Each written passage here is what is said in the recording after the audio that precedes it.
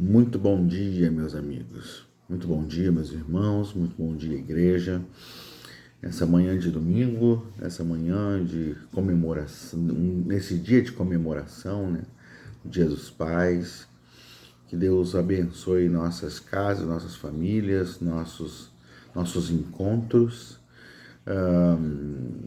Que Deus abençoe você que não tem pai, ou você que não tem um relacionamento muito bom com o seu pai terreno. Que Deus te dê paz, que Deus te dê graça, que Deus alegre seu coração, mas sobretudo que você e todos os outros que têm pais, são felizes com seus pais, que todos nós tenhamos a consciência de que o nosso Pai do céu é perfeito, nosso Pai do céu é amoroso, nosso Pai do céu é responsável, nosso Pai do céu é fiel, né? Nosso Pai do céu não se esquece, nosso Pai do céu não desiste, nosso Pai do céu ama incondicionalmente, nosso Pai do céu é, é presente em nossas vidas todos os dias e isso é graça sobre nossas vidas, isso é graça, isso é alegria renovada sobre nós todos os dias. Então eu quero assim louvar a Deus por esse Pai bendito, por esse Pai amoroso, por esse Pai constante, por esse Pai que está conosco hoje e para sempre, até os confins da terra, até, enfim, a eternidade. Amém? Então, nessa manhã eu estou aqui para nós abordarmos o estudo da célula dessa semana. E o estudo da célula dessa semana é desafiador, é impactante, porque nos abre os olhos para para uma responsabilidade que temos, para um chamado que temos da parte de Deus, que é importante. A Bíblia fala lá na primeira carta de João, capítulo 3, versículo 8, que o Filho de Deus, ou seja, Jesus, né? Jesus como Filho de Deus, se manifestou para destruir as obras do diabo. Olha só, ele se manifestou para destruir as obras do diabo. Ele não veio lutar contra o diabo. Ele veio estabelecer o propósito, o plano de Deus na vida da humanidade.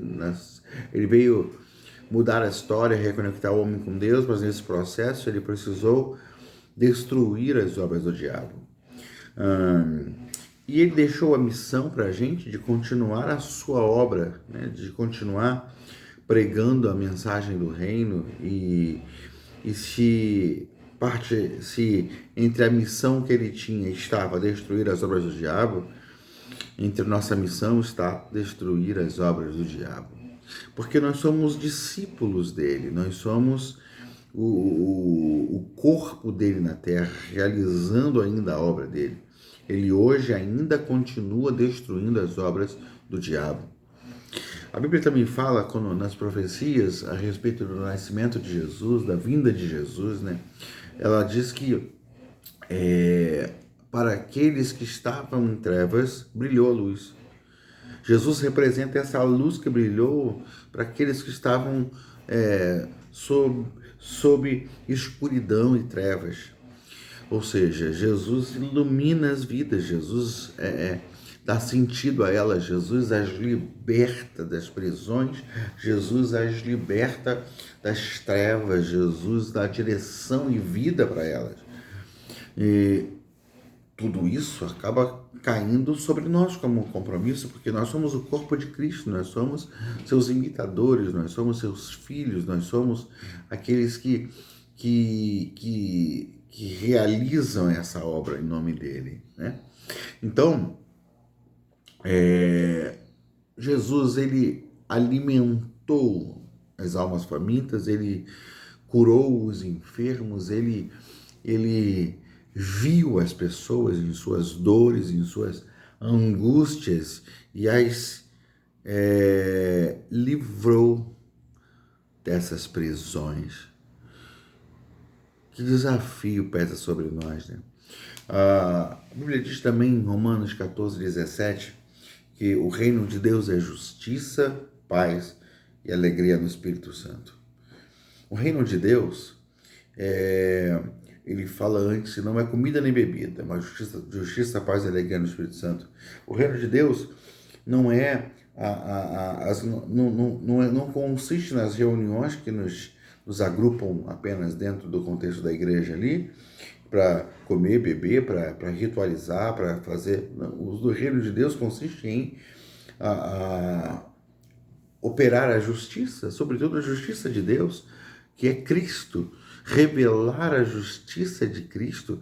E quando a gente opera com justiça, a justiça que produz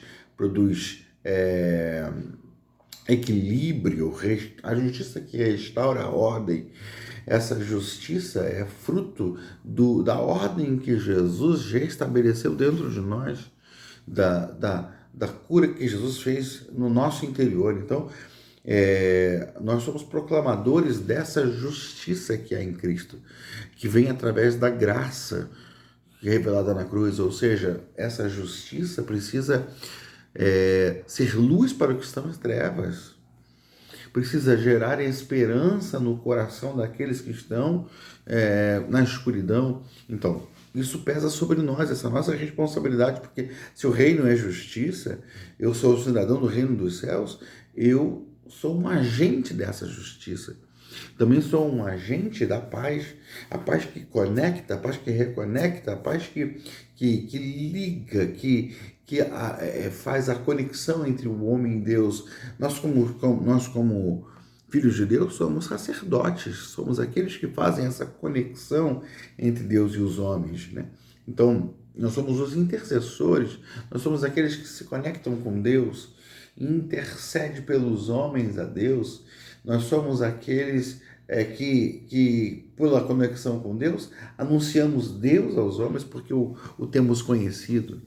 Então, e nós somos agentes dessa paz, agentes também de uma alegria que supera qualquer prazer humano, de uma alegria que é de dentro para fora, fruto do Espírito Santo, uma alegria que não é vulnerável às circunstâncias da vida, uma alegria que não representa uma imunidade contra a dor, contra a tristeza, contra alguma angústia na vida, alguma situação que nos tire o chão, né, humanamente falando, mas no meio das circunstâncias há uma alegria que permanece, que ela faz parte da presença contínua, constante do Espírito Santo dentro de nós. Nos alimenta a alma, nos dá graça. E a gente precisa transbordar essa alegria para aqueles que estão em luto, aqueles que estão com cinzas sobre a cabeça. Essa responsabilidade pesa sobre nós. E aí, ter essa consciência é muito fundamental. Jesus tinha essa consciência. No texto de Lucas, capítulo 4, versículo 16, diz que ele foi a Nazaré, onde havia sido criado, e no dia de sábado entrou na sinagoga, como era de seu costume, e levantou-se para ler. Foi-lhe entregue o livro do profeta Isaías. Abriu e encontrou o lugar onde está escrito: o Espírito do Senhor está sobre mim, porque ele me ungiu para pregar boas novas aos pobres. Ele me enviou para proclamar liberdade aos presos e recuperação da vista aos cegos, para libertar os oprimidos e proclamar o ano da graça do Senhor. Então ele fechou o livro, devolveu ao assistente e assentou-se. Na sinagoga todos tinham os olhos fitos nele. E ele começou a dizer-lhes: hoje se cumpriu a escritura que vocês acabam de ouvir. Jesus, então, entra numa sinagoga na terra lá dele, na terra onde ele cresceu. Jesus nasceu em Belém, né, mas cresceu em Nazaré. E ele foi na sinagoga e ele abriu o livro de Isaías e lá ele leu Isaías 61, que diz: o Espírito do Senhor está sobre mim. Por quê? Porque ele me ungiu para pregar boas novas aos pobres. O Espírito está em mim o Espírito está sobre mim para realizar uma obra, para realizar um ministério. O Espírito está sobre mim e isso tem um propósito. O Espírito está sobre mim representa um propósito, representa uma missão, alguma coisa que ele quer realizar em mim através de mim.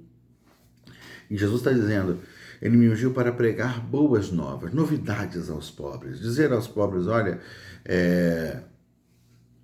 temos notícias de bênção, notícias transformadoras, notícias de esperança, né? Ele enviou-me a proclamar liberdade aos presos. Né? Faz parte dessas novas, essa boa notícia, né? Ou esse evangelho, né? Da proclamação da liberdade aos presos e da recuperação da vista aos cegos para libertar os oprimidos. Ou seja, Jesus está dizendo: olha, o Espírito está sobre mim, me enviou a realizar uma obra de iluminar a vida daqueles que estão em trevas e ser um elemento, um agente de transformação total para a vida deles. E aí ele termina dizendo: e proclamar o ano da graça do Senhor. Esse ano da graça do Senhor, o ano aceitável, né? E essa expressão tem relação com o ano do jubileu.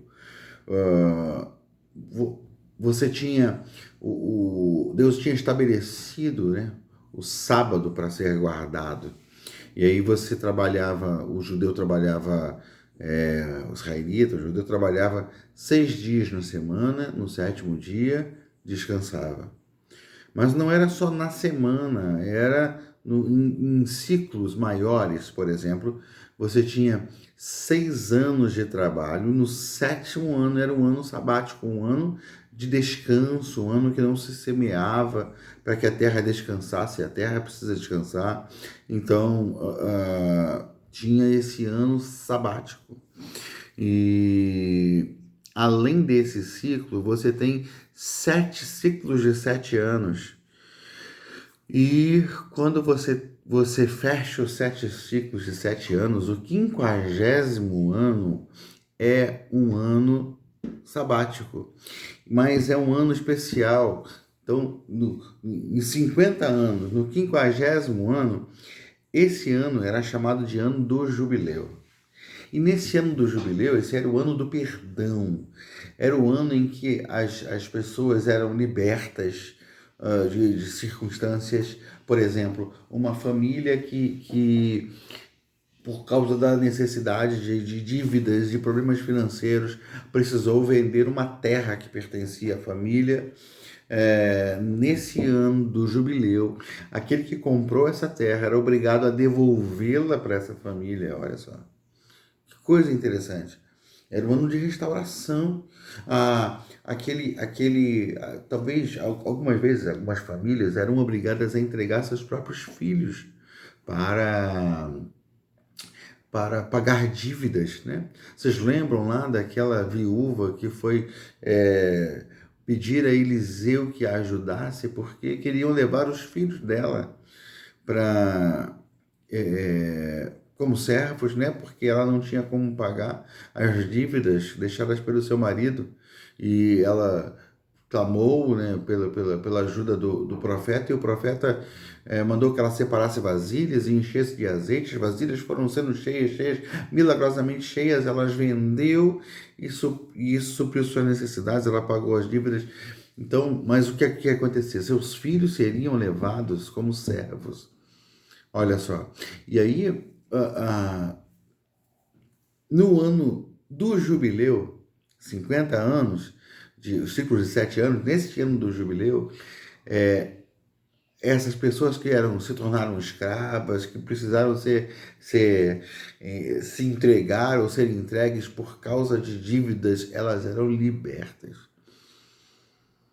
Então, Jesus está dizendo, olha, pesa sobre mim a responsabilidade de proclamar liberdade, transformação, mudar os corações, mudar as vidas, de tirar as pessoas das trevas, de levar graça e transformação à vida delas, de proclamar um tempo de perdão, um tempo do basta, um tempo do foi até aqui, de encerrar o sofrimento de muitos.